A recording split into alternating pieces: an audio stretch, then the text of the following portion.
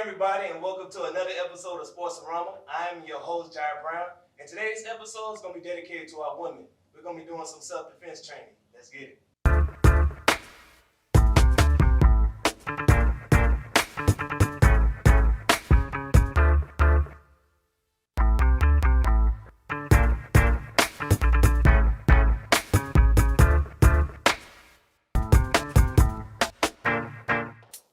Alright, sports fan, thank you for joining the show. So what I'm excited to bring on is a special guest from Sea Life Foundation very own Deja Glenn. And the reason why I'm bringing her on because human trafficking and domestic violence has run amok in our city. I thought that this person is so educated in this arena that it's important to kind of come on and share little key facts on what we can do to better protect ourselves against this rampant monster that's taking over our city. Deja Glenn, everybody. Hey, Jai. Hey, what's going on, Deja? Hey, Jai. What's going on, Jai? Good. How you feeling? I'm good. I'm here. Good. Yeah. So, sports fan, this first segment is called Who's That Sports Fan? And as you can see, this is Miss Deja in the flesh. So, Deja, before we go ahead and talk about anything else, I heard that you used to play volleyball. I mean, if you consider the recreational side, like playing with the, at the gyms, not the schools, the gyms. Real? The school? I was good though. I was good. Okay. Yeah, I was good. And then I did my research, and I found out that what is not so recreational is that you used to cheer. Yeah, middle school. But I used to cheer. It was a lot. It was a lot. It was a lot. But I mean. What you got? What you dated? You dated a football player? No, absolutely not. Basketball players all day. I'm sorry. I don't do football players. She was one of them. She was one of them, y'all. What is one of them? What is I that? do. I gotta get my man. Gotta be 6'3". Well, that's not true. 6 So foot. that's not true. Oh, well, yeah. they gotta be taller than me, but that's not true. I don't know, the build between a basketball player and a football player, and plus the time, it's different. It's different. It's different. Okay. Now let me see. So I did my research and I found out that you're actually from Virginia. You're doing a lot of research. Yeah, I'm being nosy. Man, let me ask you this. So, how the hell you get to Georgia? So I actually moved to Georgia when I was 5 years old. Okay. So technically people say I'm from Georgia because I've been living here majority of my life. But no, I don't claim it. I'm sorry, I'm from Virginia. Born in Virginia. But I came here because, long story short, it was a lot that was going on back at home, and my mom wanted to give us a better chance. So we came here, and now, in the flesh, Sea Life Foundation. Sea Life Foundation. So when you came in and moved to Georgia, I found out that you went to Clark Atlanta. Yes, sir. The Panthers. The Panthers. Some respect. The Respect. Panthers. FAMU. No. Ain't no FAMU. Panthers. The Panthers. The Panthers. The Panthers. We ain't no Ratlers. No. We better than Panthers. No, you're not. Listen, anyway, we ain't gonna get into that, y'all. But anyway, so check this out. So you over here, you decided to go to Clark Atlanta, man. What was your major? So I majored in psychology. Psychology. Why are you? Now I'm just intrigued. Yeah, psychology. What made you go into psychology? So I wanted to be a forensic psychologist first. I wanted to deal with criminal profiling and the reform in our juvenile system. I wanted to do all of that. But over the years, I ended up working with students, working with kids closely, dealing with grief development and developmental things of that nature. So then now I'm here, found myself working with youth 5 to 24 years old. Yes, 24 years old is a young adult.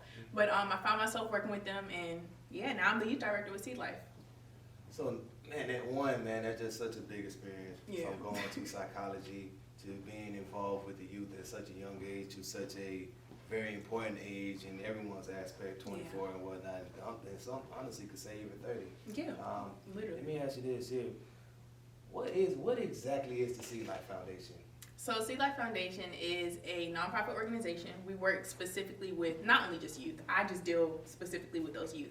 But we work with individuals that have been trafficked before, individuals who have suffered through domestic violence, we call them victors, and then just individuals in general. So we're a nonprofit organization that train, educate, and advocate and spread awareness on human trafficking, teen dating violence, bullying, and child safety. So the reason, like I said, and one of the main reasons why I wanted to do this episode, because I feel like, man, women are being attacked in so many more ways than one. A big ways they were being attacked is human trafficking, like we just said, especially right here in Atlanta, which is so sad to me. is extremely sad to me, and I'm not going to necessarily dive into that. Mm-hmm. But what is some things that you think that we need to be more aware of, or men should be more aware of when in regards to human trafficking, or what more should we do to help? That is a loaded question, but I can answer it. So ultimately, first understanding that human trafficking does not only happen with women. Human trafficking can be broken down into 3 different segments, which is sex trafficking, labor trafficking, and organ trafficking. The only thing about today is now it's more publicized. So now there's more outlets such as social media, because we're moving over to the media age, things of that nature. But now it's being broadcasted more. So you have different things that you can learn information about. But if you want to take a training, if you want to know more in detail in regards to like the signs, things to look for, what is a domestic violence situation, how can that transfer over to human trafficking, or the possible red flags, we do offer trainings on that or awareness on that. To give you more information. But basically, one thing that I do want to leave y'all with, because I know we got to get rolling or whatever, this sign means that someone is in danger. Ultimately, if you see someone in a store or something, or, going to gas drive or food, just regular activities that we do, if they put this up, immediately notify 911. Do not go to the attacker. Do not go to the situation. Do not try to play savior hero. Get as many details as you can as far as like the car. If you can get the license plate number, get the license plate number. If you can get what they look like, different things of that nature, please get that information and then report it. Man, so during my research and doing some training with Sea Life Foundation, I found out that a lot of these women are being targeted through zip ties on cars and everything, man. Is there any other signs that we need to point out to? Because I know there's a lot of women that in fear of being saying Taliban men, following them to place, following them from home, especially when it's so easy to find you at a grocery store or something like that. What are some signs that we need to pay attention to? So some things, like you said, the zip ties, that's going on now, really specifically on the college campuses. But just be very mindful of your surroundings. So whenever you're going somewhere, stay off your phone. If you can, be very mindful, pay attention to both directions, and pay attention if it seems as if suspicion as someone is following you. That's usually a telltale sign. And if you go to your car, I know I saw this on TikTok, so I'm bringing up the most known things, right? But if you go to your car and say your car is parked next to a white, they consider them rapers vans, but those white, huge electrician vans. Like transit vehicles? Yeah, the huge vehicles. If they're on your door side, go back in, wherever you came from, the grocery store, whoever, and try to walk with someone like security or something and have them watch you in your car. Now, if you're driving and you see any suspicious things that has happened to your car, such as like a tailored, your doorknob or something's messed up, or they're using tissues that they're putting in doorknobs now. I've seen that. Yeah, there's actually things drugs that can get into your skin and cause you to pass out, and you won't even remember. I think you wake up 2 days later, you won't even remember that you were taken in that instance. So that's enough time for someone to get trafficked and taken into whatever they're calling them to do or telling them to do. Man, it's a lot. It's very loaded, yeah. And ladies and gentlemen, like I said, for those of you that want more in-depth training and whatnot, please visit us at the Sea Life Foundation. We're on every social media platform. But before we get into that, I decided that it's about time that we actually learn how to protect ourselves, men and women, since human trafficking is a men and women thing. So I invited Dr. Creedle, who is our self-defense coordinator, who's going to come on and teach us basically how to handle ourselves when being attacked or any other crazy situations when we come back.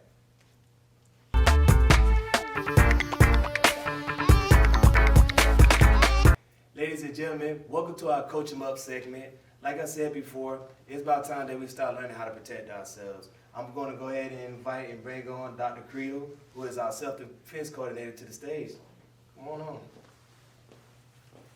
How you doing? What's going on, Dr. Creedle? Doing good, doing good. And thank you, and welcome to SPORTS-A-RAMA. Absolutely. Listen, so like I said, I know you've been listening and paying to the show. We're trying to learn basically how to protect ourselves. Before we get into that, I got to ask, you been paying attention to these sports?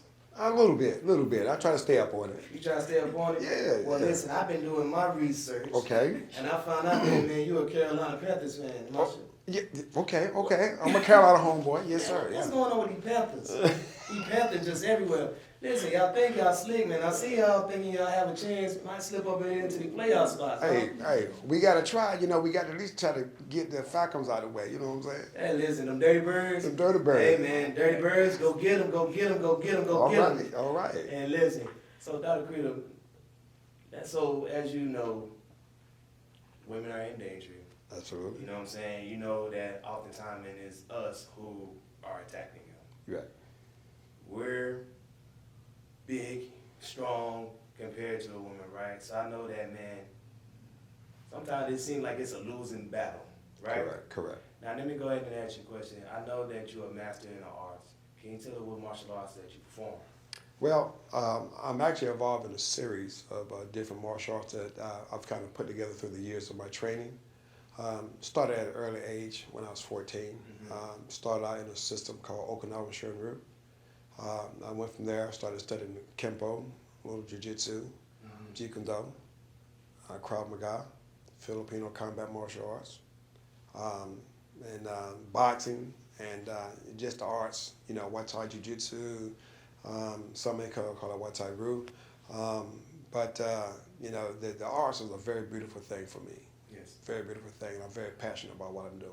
I can And tell. through the years, I've kind of put together my own system, which is called Kempo Taijitsu. Kempo Taijitsu. Kempo Taijitsu. Man, that's crazy. So let me ask you this. What made you fall in love with martial arts the way that you did?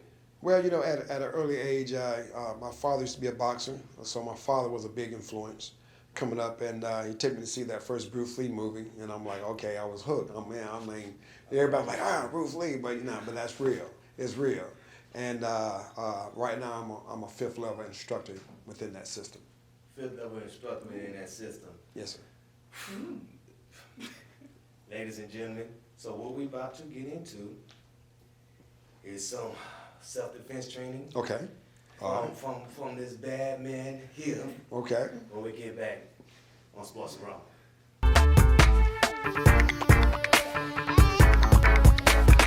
So, in our coach 'em up segment, what we want to do is we want to pay very close detail to our surrounding, as Ms. Glenn stated earlier. Okay, please get off your phones. Pay attention to detail on everything that you do, everything that's going around you. Okay, use the visual awareness. We always say keep your head on a swivel. So you're always walking, your head is always turning. You're paying attention to detail on everything that goes on around you. Use your buddy system. It's very, very important. Don't go into a place by yourself. Definitely don't go to ATM at night by yourself or anything like that. So just pay very close attention. Your safety is very, very important, because it may not be what you don't see. Sometimes it's what you see, but you underestimate that individual, okay? So just be ready for anything at all times, okay? All right? So what we're gonna do, we're gonna go through a segment on what do you do if someone comes up and they grab you by the throat and they're making an attempt to choke you, okay? All right?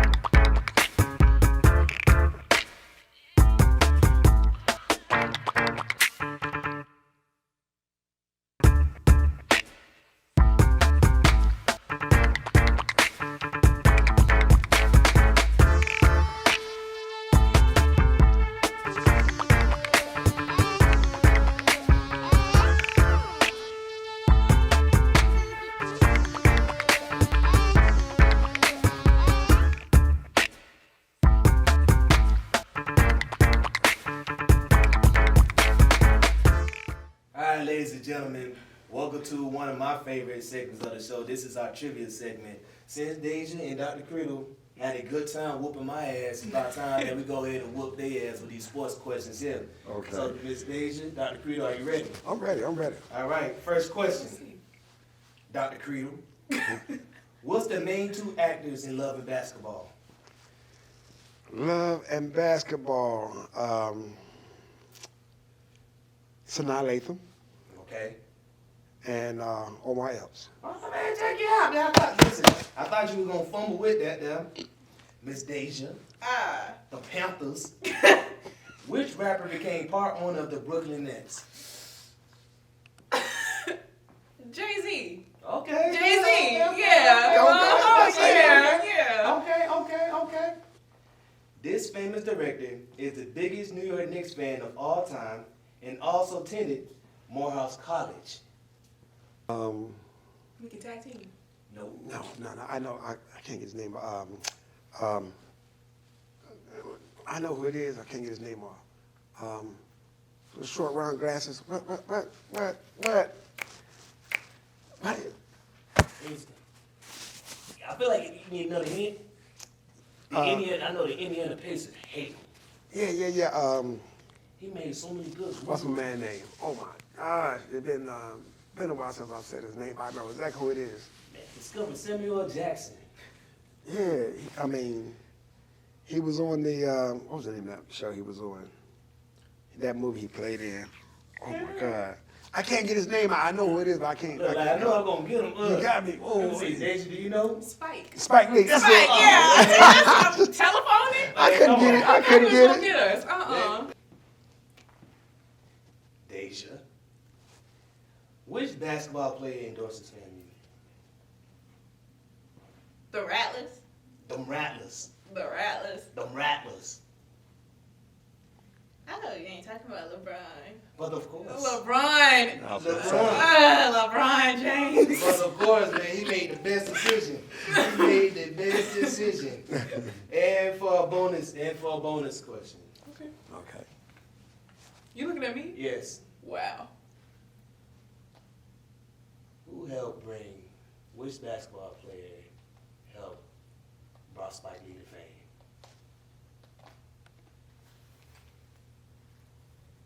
I can't use a telephone. Like I can't call Professor Creek. No. I don't. Michael Jordan. Huh? Michael Jordan. You scared to answer? You don't sound so sure, Deja. What's up? Michael Jordan. Ding, ding, ding, ding, ding, ding, ding, ding, ding, ding, ding, ding.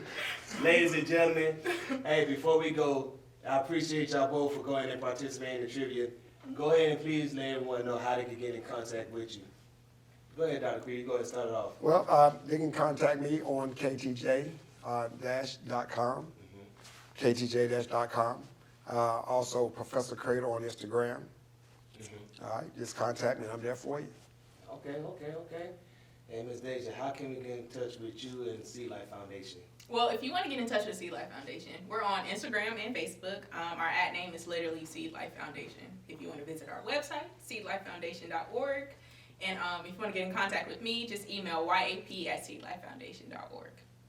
Okay.